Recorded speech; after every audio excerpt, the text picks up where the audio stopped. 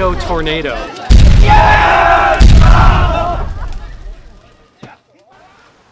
All right, so we just drove 2 hours from Kanazawa up to the Noto Peninsula, and we're here in the middle of the night. Let's find out why. Looks like we found yet another festival.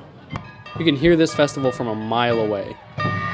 So we're here in Ushitsu City. Unfortunately, it's raining because it's Ishikawa, but we're here at Abare Festival, which is the festival of fire and violence. So let's go check it out.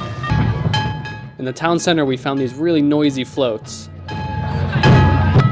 So you can hear behind me, they're making a bunch of noise, and that's because this festival honors Gozu Tenno, which is a god that likes rambunctiousness and loudness and crazy noise, so they're banging pots and banging on drums all night long. Well, you can definitely hear it before you see it. And each one of these floats has drummers, singers, people playing flutes, banging on pots and pans, just making as much noise as they can. And these floats are then picked up and carried throughout the town. It doesn't look that fun to me. And these tower floats are actually pretty big. It's a little dangerous. So the festival itself technically celebrates in the 1600s when there was a disease that was eradicated in this town. But now it's known as the Fire and Violence Festival. Let's see if we can find a snack while the floats get set up. All right, got a little hungry, so we got a potato tornado. Oh, crispy.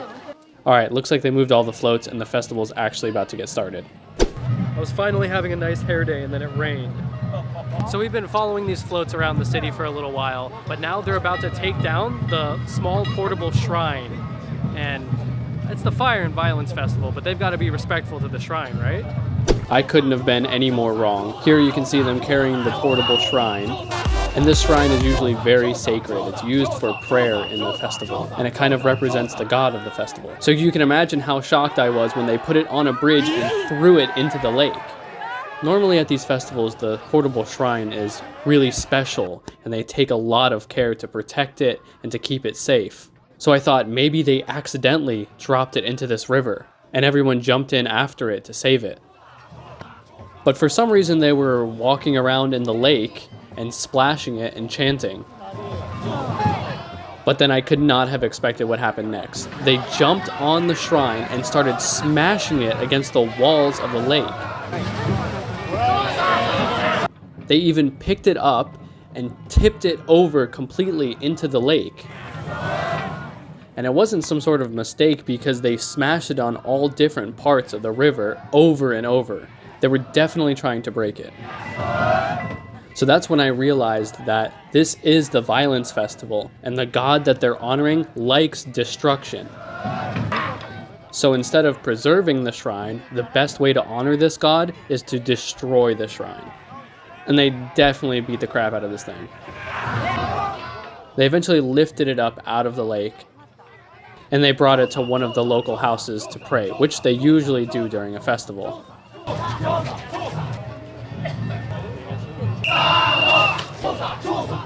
Yeah, this thing's looking beat up, but they're not done with it. Here they smash it down, then they flip it over onto the street, and some of the guys get on top to add some more weight, and they spin it around, grinding the shrine against the ground to damage it even more.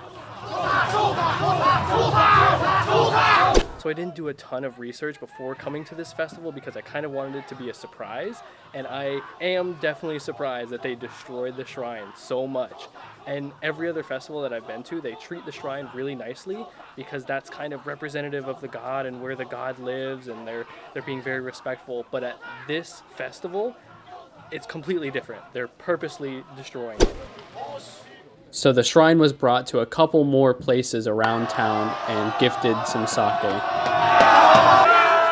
And of course, tried to destroy the shrine some more.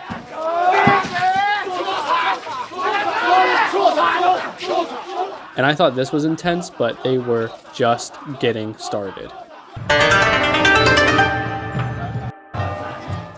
After doing a few more prayers, we end up on this street with a bunch of giant burning trees. And again, into the lake. And I can't tell you how hot it was being next to this thing. I'm across the river and it's pouring rain and I am still sweating from how hot this fire is. But these guys start carrying the shrine like before, and you can see there's pieces missing from it now. And here comes their next attempt to destroy it. They're gonna try smashing it against the tree while fire rains down on them.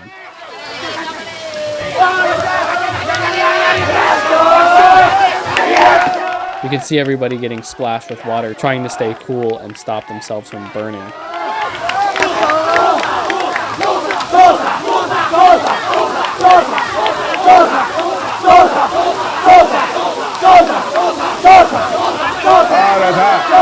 That's hot.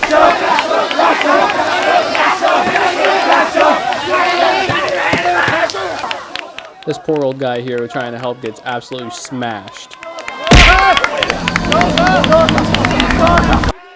The fire is literally raining down on them as they're doing this.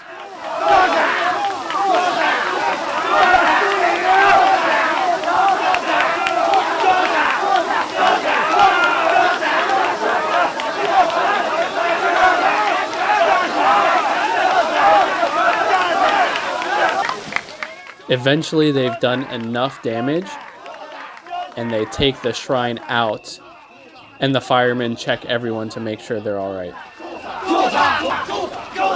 That was so crazy how they just jumped in there with the shrine and the fire raining down on them. It was so hot. I'm actually kind of glad that it's pouring rain right now because it was so hot with that fire.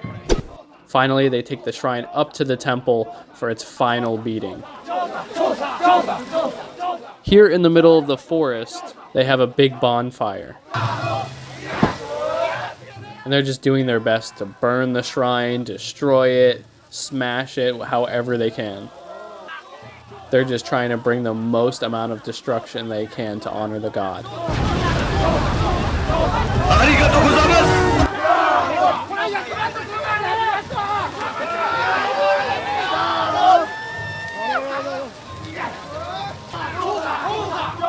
And some pieces on the shrine are made of metal, so it's really, really hot.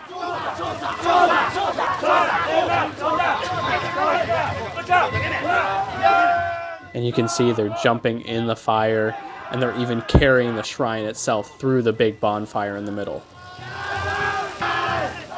Here they're trying to flip it back over, but it's just too hot, and they can't get enough people to get close to the shrine to flip it back over.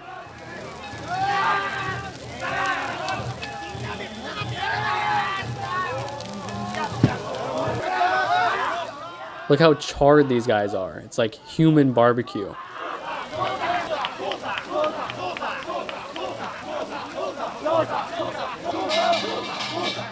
Eventually, the priests at the temple decide that the shrine has been destroyed enough and it can finally come home.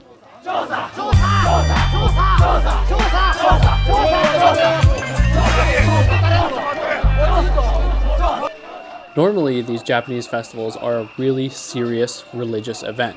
They're not this violent and crazy. Even other fire festivals that I've been to haven't had any element of destruction and violence to them.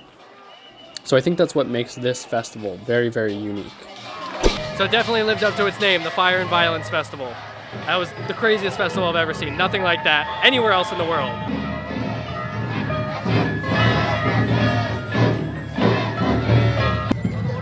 So it's past midnight now and we've got a long ride home, so we're gonna head home, but Abare goes on all the way until 2 a.m. They're apparently going to burn those towers back there. But thank you so much for watching. Let me know what you thought of the festival in the comments below. Pretty crazy. Definitely exceeded my expectations for both fire and violence. Thank you so much for watching. Okay.